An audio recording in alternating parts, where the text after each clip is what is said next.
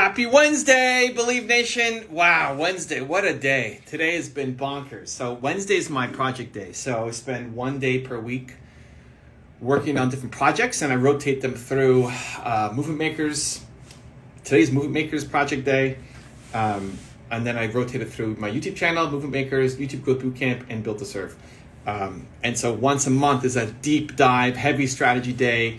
And this morning we had an awesome call with me, my wife Nina, who's in charge of operations, Yelana, who's doing a lot of the back end work, and Mark Jager, friend of the channel, giving some advice on the marketing side. So we had a 2.5 hour power session this morning, which is crazy, and now it's execution. So I got a lot of work to do. But I like having 1 day per week just open. Besides this with you guys, I have nothing else that I have to do until I stream later on tonight.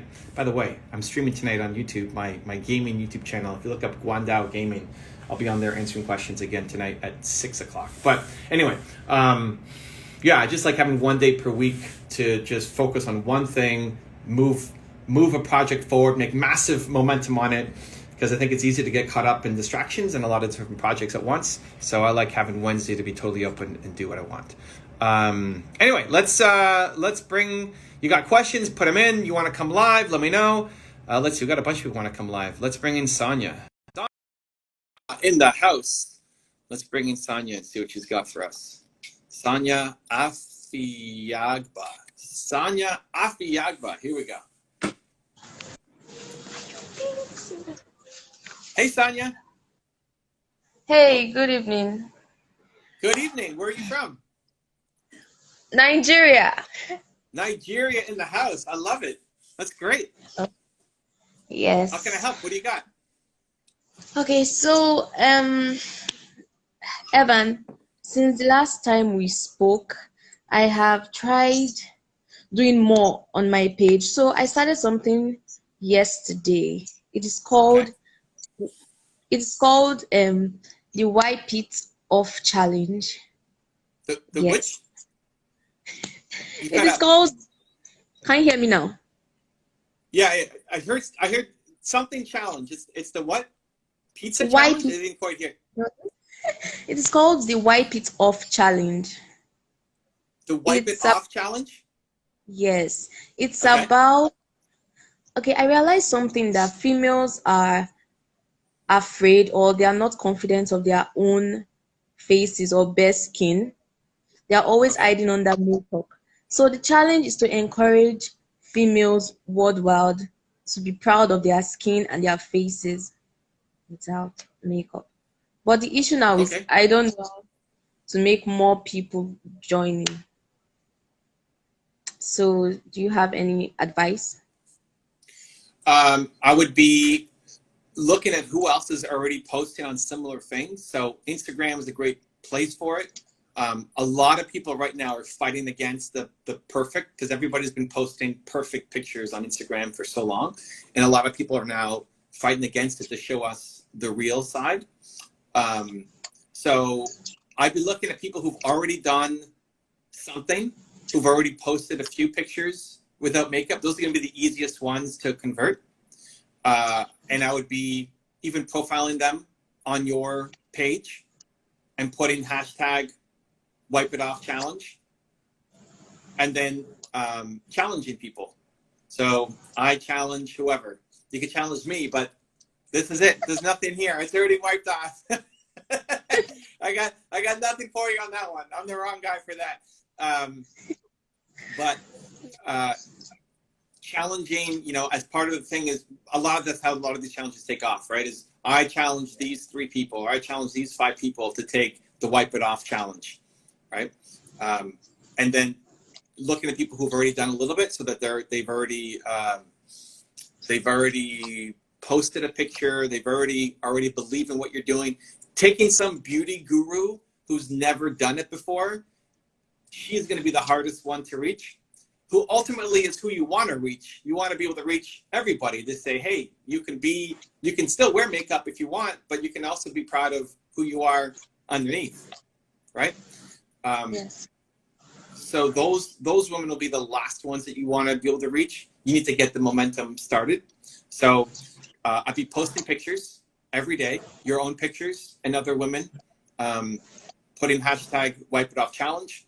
And then I'll be messaging everybody who's already in your audience and asking them to do a picture and tag it. Oh, And they tag it on theirs, and then you share it again on yours and tag it wipe it off challenge, and then challenge 3 more people each time. okay. Okay. I'll start from there. Yes. And I was also thinking of, can you hear me? I said I was also thinking on trying to influence the youth community too, on being bold and confident. But I don't know how to begin. But this does it, right? I mean, so focusing your efforts to say, hey, for the next 60 days, I'm focusing on the wipe it off challenge. That's just a specific example of your mission is to inspire confidence and help people feel more bold. How do you do it? This is part of it. The wipe it off challenge is a part of making people feel more bold. There's a million ways you could do it. Wipe it off challenge is one example of it. So just like when I did the best luck 30 challenge on my YouTube channel, we did 30 days of content to help you build your best life. That's what I focused on for 30 days, right? And now we're doing other stuff. It's still under the umbrella of belief. I want people to believe in themselves. This is one way to do it. Your umbrella is you want people to feel more bold and have more confidence. Great. The project right now that you're working on is getting people to take the wipe it off challenge. Oh, we lost Sonya. Sonya, we lost you, but that's the process, right? You've got your macro vision of where you want to take everything, and then you'll constantly have different projects, different challenges, right? In 6 months, you may not be doing wipe it off challenge anymore. You'll be doing something else. Nigerian youth needed sister. All right. I love it. Anyway, congrats. Good luck. Sending you lots of love. Let's bring in Will. Let's see what Will's got. Will. Hey, what's going on, Evan? All good, man. How are you? Good. We're just on the beach right now in Sandbanks, having a good time. Where are you? What? Sandbanks. Where's Sandbanks? What city or I'm from Toronto. Oh, Sandbanks is in Toronto? No. Sandbanks is like 3 hours east. So, like in between Toronto and Kingston. Got it. Okay, cool. Yeah. How can I help? What do you got?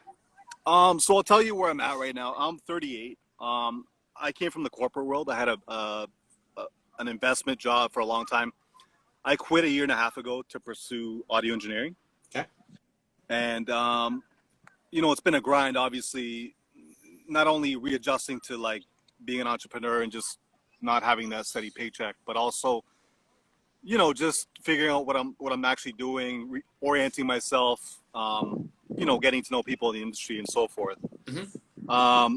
Now, one of the biggest challenges I've had is like, I'm sort of getting to the point where I'm confident in the skills, but offering free value and just, hitting people up with, my services. It's almost like it's an uphill battle because, people perceive the free value as I don't know. I just feel like it's not well accepted. So without cheapening my brand and sort of, minimizing what I'm trying to do by hitting a bunch of people up, offering free value, what do you suggest as a strategy maybe? Okay, so who's your ideal client? Who do you want to start working with? So I currently work with producers. I work with songwriters, artists, independent artists. They want their music mixed and mastered. So it's sort of a game where like, there's probably 10 people in Canada that are really doing it big time, and then everybody else is sort of catering to a more amateur clientele. So I'm sort of in the middle right now where I'm trying to build up a client base, trying to get higher paid clients. But and are sort of building up. Is your client the producer or your client is the artist? Both. So oftentimes a producer will approach, they'll have relationships with mixing engineers, they normally work with. So, I've broken into a couple of producers, well-known ones in Canada that have sort of seen the value and, began to work with me, but it's only a couple. Like I'm still building up. It's been a year and a half. If you've already broken through a little bit, you got some deals. I mean, the whole industry is a little bit low right now, just like everything else. Right. Like artists aren't going in the studio for the most part unless they have a home studio or something. But like the whole industry is down. It's just nature of the beast right now, right? It's trying to figure out how to provide as much value as possible so that you get booked back.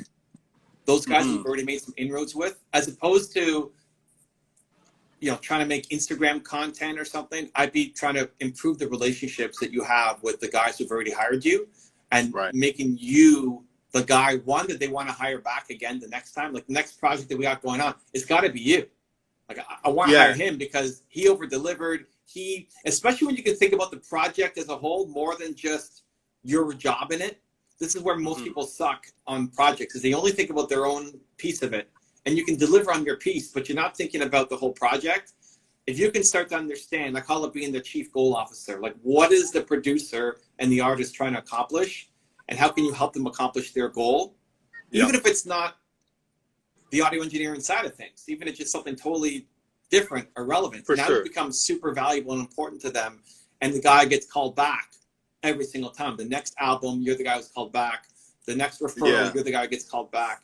So I'd be looking at it's a really good point. And I think I've sort of realized that exactly what you're saying. And I am kind of getting that repeat word of mouth type of business. But as you know, that can be a slow grind. You know, if you're only working on you know, referrals, it can be, you know, but no, I agree. Over delivering on everything is going to be key. I'm just thinking maybe like, you know, I thought about doing the whole making content for Instagram. I feel like it's so oversaturated. Everybody and their mother's doing it. You know, and there's only so much original content you can create around audio engineering. So it's a longer term. And listen, I'm the content guy. I'm a content machine, right? I mean, you see my YouTube videos and Instagram videos, and just we do 3 posts a day, every day on Instagram, and I love content. I just think for you, for where you're at, that's a long term play. Where your faster play is look at like how many clients have you worked with, how many producers and artists have you worked with over the past year and a half? Probably I'd say about 10 or 15. And have you, for the ones who came to you through the producer, did you have direct contact with the artist or only through the producer? Both. So, I'm getting more and more involved and I am talking directly with clients. Yeah. So I am able to build that direct relationship. If I'm you, I'm looking at every week trying to find a way to bring value to those 15 people. Mm-hmm. That's where you, instead of investing in the content, that's where I'm investing my man hours. So look at what they're posting. Like, what are they posting on their own Instagrams? Mm-hmm. And then how can you amplify it? How can you message them? How can you help support what they're up to? How can you get them some new ideas? Anything that you come up with on the audio engineering side that they may not have thought of, that you're not just pitching all the time, but you're top of mind. Right. Like you're the guy, if they just posted, they're going to do some IG live, right? And they post an announcement. You're there in the comments. You turn notification on for these guys, follow all of them, and you're the first guy to comment on all of their posts. Like that's the outreach that I'd be doing, is deepening the relationship with your 15 core people right now. Because they may not have the artists themselves, there's long stretches between projects, right? I mean, you might be able to be a part of the creative process a little bit. They might bounce some of the ideas by you a little bit, but they're not in studio recording constantly. The producers have deal flow. Maybe not like right now in this moment, but producers have deal flow. But the artists have deal flow through their connections. Right. So that artist that you did some work with 6 months ago maybe loved you, but just doesn't remember you. Like she's got 1,000 other things she's worrying about right now, and you're not anywhere close to the top of her head. But she's got artist friends who are looking at creating their albums, and I want you to be the guy that she says, I know you already have somebody, but you have to work with my guy, because the guy's insane. It's a humbling process, you know, having to chase people down and you know, even the relationships that I have over-delivered on and they're seeking me out. It's still a humbling process to always, you know, be hitting people up on the humble and just, you know, I'm just not used to it, I guess. But you don't have to hit them up and say, hey, do you have a deal for me? Hey, do you have anybody you can recommend to me? I want you to hit them up with value. Right. You're helping them. Like, what are they promoting on their Instagram right now? That's what they want eyeballs on. How can you be a part of that process? How can you help them get to whatever they're trying to do, even if it has nothing to do with audio engineering right now? Like, if they've already done their track and they're now trying to promote it, how can you help promote it? How can you leave comments and just support them so that you're top of mind? So they may not be doing another album for another 16 months, but they might have a friend who's doing one, working on it right now. Right. And I want that person to say, you need to go work with him. He's the guy. Because no audio engineer is doing that. No audio engineer is actually following all of their customers and partners and being a fan and being an advocate and being a supporter. It's true. It's true. Yeah, no, it's a good point. Yeah, no, definitely. It's just, it's a slow grind. I'm a little bit impatient, I guess. It's been a year and a half. I can't complain though, you know, it takes time. That's where I would be spending my time as opposed to content creation. I would have something on your Instagram. Like, I would put 9 really fire posts on my Instagram that you spend some time on, that if I found your page, like, I like this guy. This guy thinks differently. This guy is an audio engineer that I want to be in touch with. Okay. But I wouldn't worry about making, like, I wouldn't post something, hey, I'm at the beach, you know, kicking it, sandbanks. Yeah, my page is all personal stuff. I just, you know, maybe I need to create a separate page. Is that something you'd recommend? Is anybody interacting with you on your personal? I mean, I got 100 followers. It's mostly, half of it is probably industry people. Half of it is just personal. I think it's super smart for you to have an industry account. Yeah. Like, you're in the music business. You have to be on Instagram. No, for sure. 100%. 100%. Right? Your clients are there. They're posting there. Their friends are there. So you need to be on Instagram for sure. Whether you want to have a separate personal one for your friends and family, whatever, awesome. But this needs to be a part of your biz dev. I don't need you posting every day on your business account, but you need to have a professional account that when I go to it, I see your portfolio. I see, oh, this guy knows what he's talking about. I want him to be my guy when I'm doing my next project. You know what? That's what I'm gonna do, and I didn't really put too much thought into it until after you said it. I'm actually gonna do. That's probably a good step right there. 9 posts. I want 9 posts because it's a grid, right? 9 posts. That could be a mix of video and audio. Video and no. Total. Okay. Total, not a day. Okay. Total. Okay. I just want it so that if Kanye here hits your page, he's like, damn, who is this guy?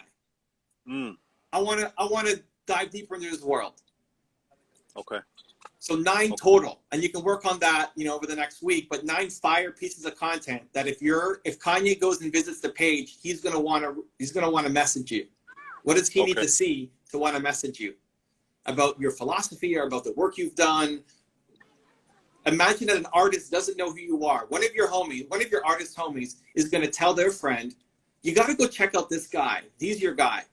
They're going to hit your Instagram page, and there has to be content on there that's going to make them want to work with you.